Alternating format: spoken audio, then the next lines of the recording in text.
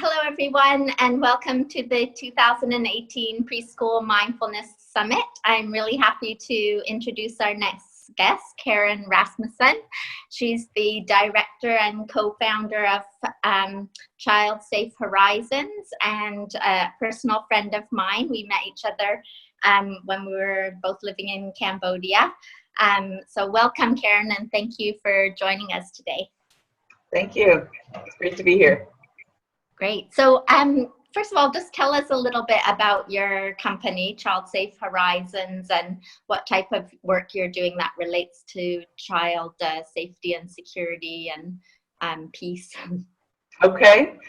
So Child Safe Horizons is a specialized child protection consulting agency. We provide a variety of services. We do face-to-face training, online training, policy development, program monitoring and evaluation. We have kind of two strands of work within child protection, is a broad field, and it encompasses everything from working with street children to anti-trafficking programs. So we have two distinct fields, and one of those is child protection in emergencies.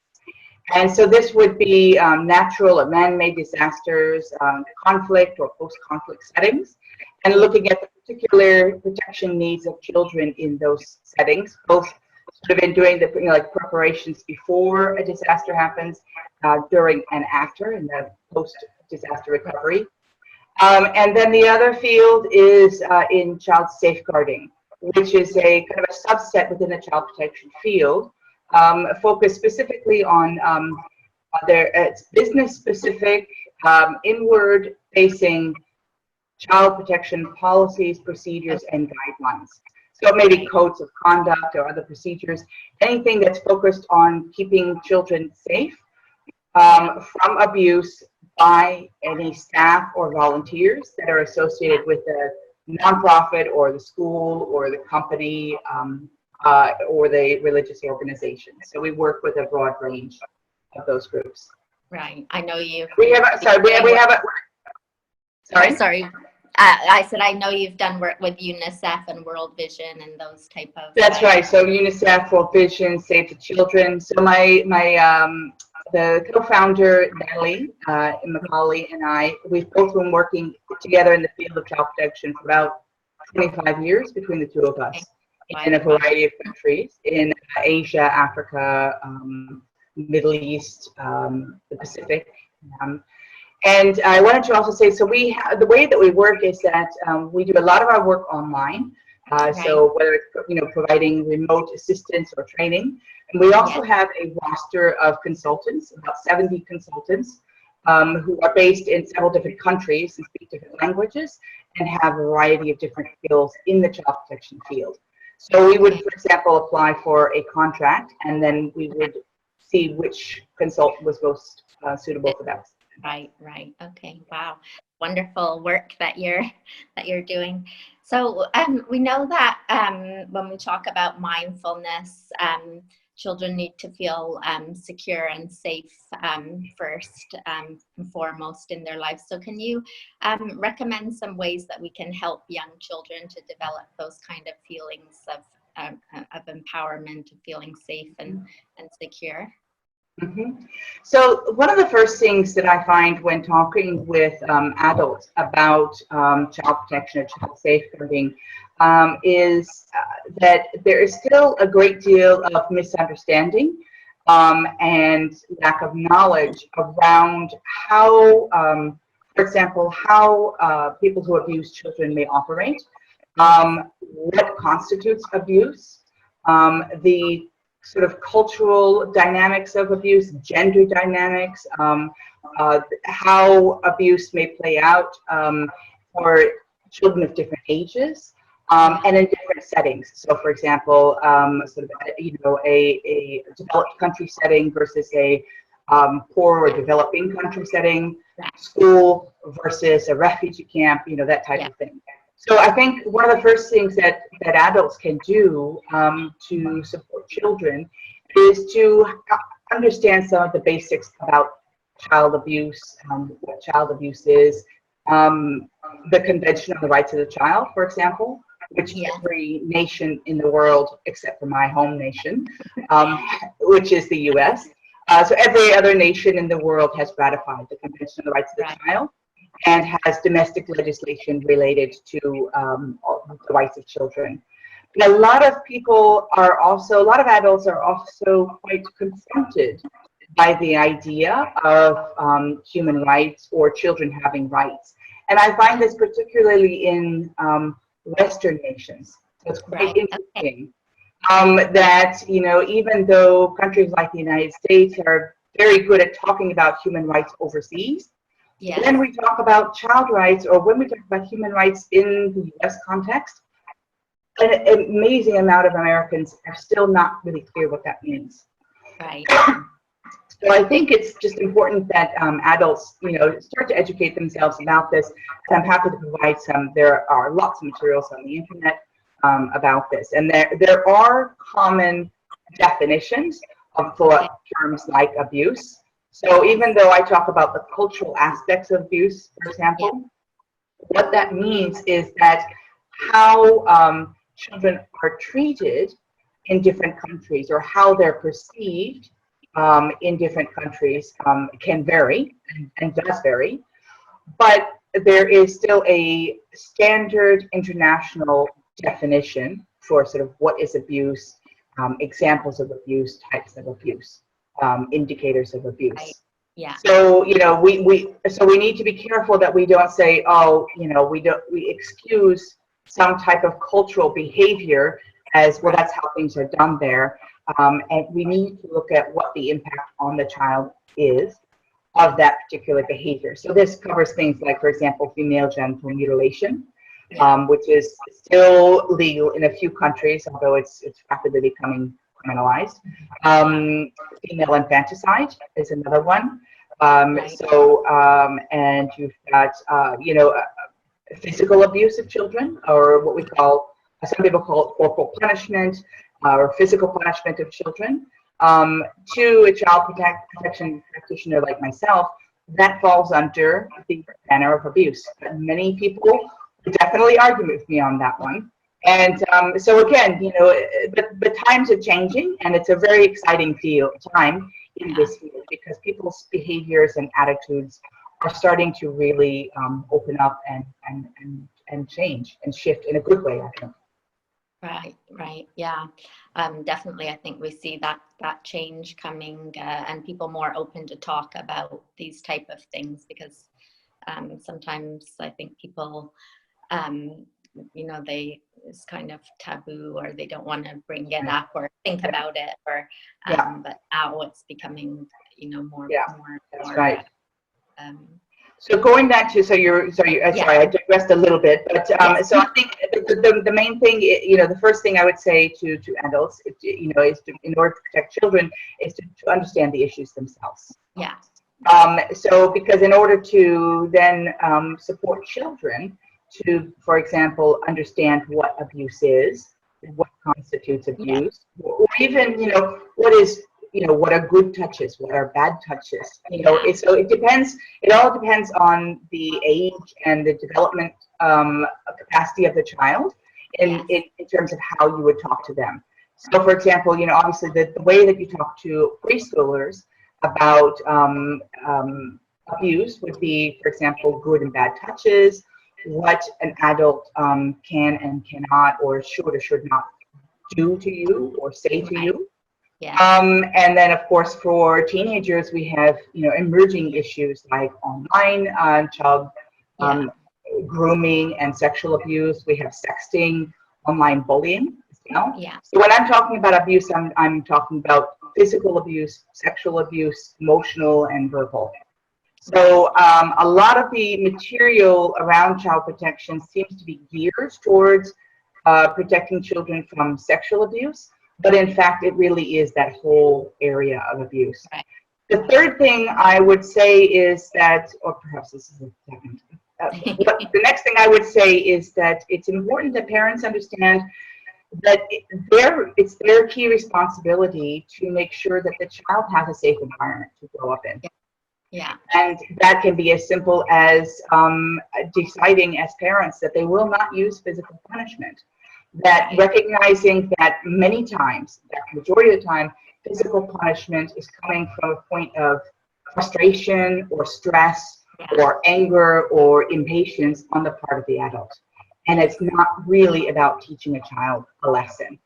So, and we also know from years of research that physical punishment of children just doesn't work. It Right. doesn't actually end up getting the results that you want. Right. So it's The not actually benefit's not changing the there. behavior. Yeah. That's right. So children need to feel safe at home, because that way you strengthen the bond, the emotional bond, and the verbal bond between the adult and the child, so that if something does happen to the child, they feel safe and comfortable going Right. to tell their parent. And the same with the classroom. So teachers, need to be mindful of this as well. There is Yeah. still a lot of corporal punishment of children in schools, as well as humiliating punishment of children. And this can create a sense of fear in the classroom. And children are going to be much less likely to speak out about something going wrong.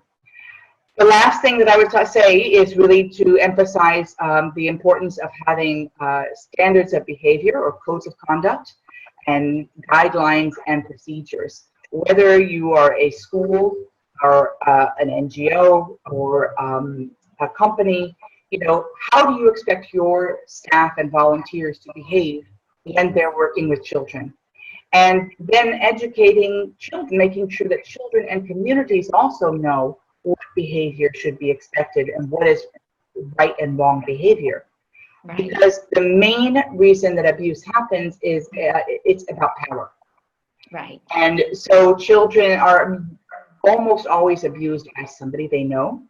It's not that stranger danger. So again, Yeah. adults need to educate themselves that stranger danger, that actually was probably never valid. But Right. it's amazing how many people still are focused on it, when Yeah. really who we need to be focused on is the religious leader, the teacher, the babysitter, Yeah. the person that is known to the child and their Right. community. If you are a teacher or a religious leader or work for example, a nonprofit, you have an extra level of power over that child in their community, because you may be seen as moral, you're seen as somebody who's upstanding, almost like a godlike figure, or somebody of respect. And if you're, for example, a nonprofit provider, you have access to resources and services and goods that that family relies on. And if you have bad intentions, you can exploit that position of power. So power itself is not bad. It's how you use that power. Right. Right. Yeah. So yeah, I mean, it's a huge topic and a huge issue, and I think there's a lot of schools and organizations that don't have any kind of policy in place, or they might have a Or they policy don't implement them. stuck in a folder that nobody knows about, or That's right. can you give us some indications of what type of things should be in that policy and how it should be implemented so that it actually has an effect? I mean, Yeah. So one of the best things to do in developing a policy is making sure that you involve as many staff as possible, and Okay. ideally involve the beneficiaries, so whether it's children or the community, Yeah. and get their thoughts and their ideas. You really want to get that buy-in from the staff or the volunteers or the community. It's critical that the board or the CEO or the director or the principal are involved and show leadership, because that's also going to be critical for implementing the policy. Yeah. Every policy needs to have, as I said, a code of conduct.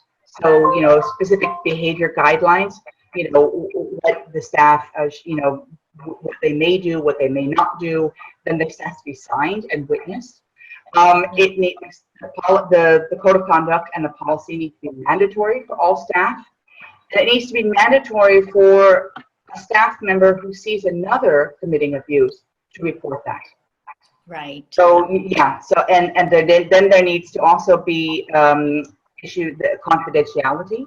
So anyone who is reporting abuse needs to be secure in the knowledge that their identity will be safe. There needs to be specific. There needs to be definitions.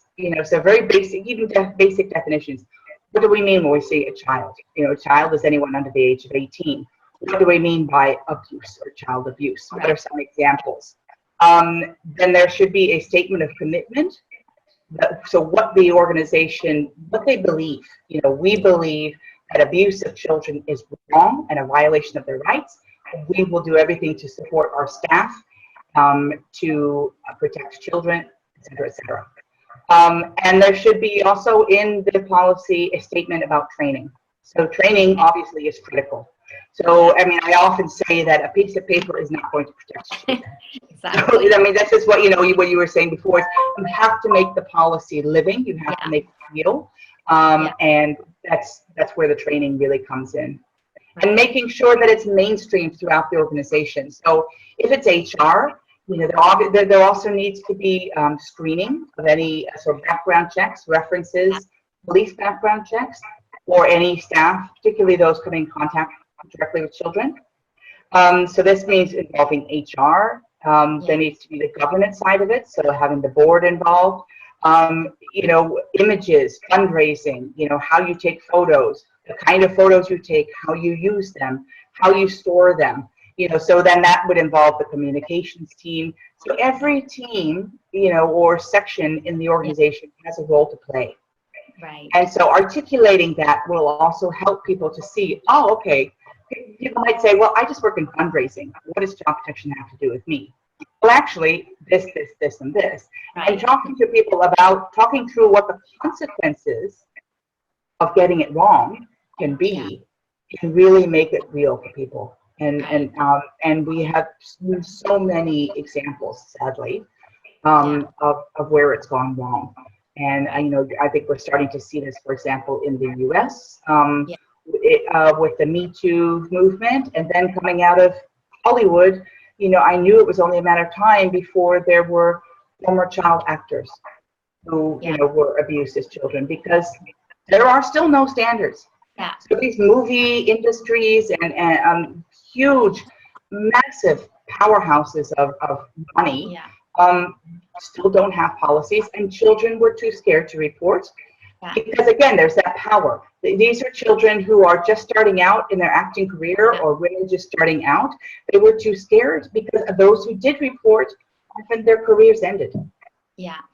As a result. And so, there needs to be also this, that's where the commitment from the organization, that we will take this seriously and we will listen to any, reports of abuse.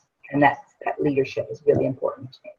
Yeah, I agree. It's so important. And I'm glad you brought up the Me Too movement, because it really is all over the world. Like some people think, oh, this only happens in, third world countries, but it happens everywhere, doesn't it? That's right. Every school needs to think about this and make sure that, as you said, it's a living, breathing policy, not just not just a piece of paper, and people know that they can come forward, because I think that's probably the biggest obstacle, is people not knowing what abuse means, thinking, oh, well, it was just once, or, That's right. And also fearing coming forward what's going to happen. That's right. And a critical point I forgot to mention is a reporting mechanism.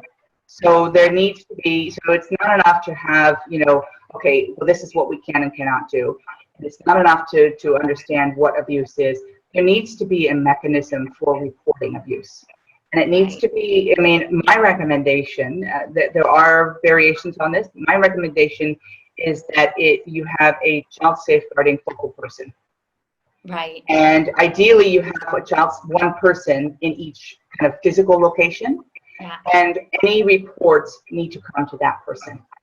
And you can have a standard reporting form for people to fill out, Or, if the person can't or doesn't want to write, then the child safeguarding person can fill that out, but you need to have documentation of the report. And then there needs to be sort of a flow chart. Okay, so the child safeguarding focal person receives the report, and they report it to the next person up, which may be the director, who then reports it to the board. Some donors, for example, the Department of Foreign Affairs and Trade or the Australian government, make it mandatory that any NGO receiving funding reports within 24 hours any incident of child abuse occurs in any of their funded programs anywhere in the world. Right. So, and if an organization doesn't follow through with that, they could consequently lose their funding. Right. So it's a big deal. I mean, and I think that's that kind of leadership I was talking about, is that the Australian government is saying, this is a big deal, this is important, and we take this seriously enough to say, you have to report this or there will be consequences. Yeah. And it's not about scaring people, it's about trying to kind of make sure that people take it seriously. Yes. Yeah. And I think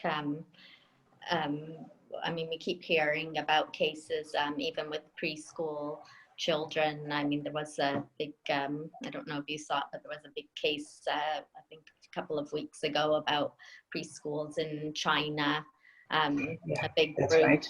And this has been going on for a while. So for when we talk about working with very young children, how can we empower them? And I know you talked about developing strategies of resilience and empowerment in children.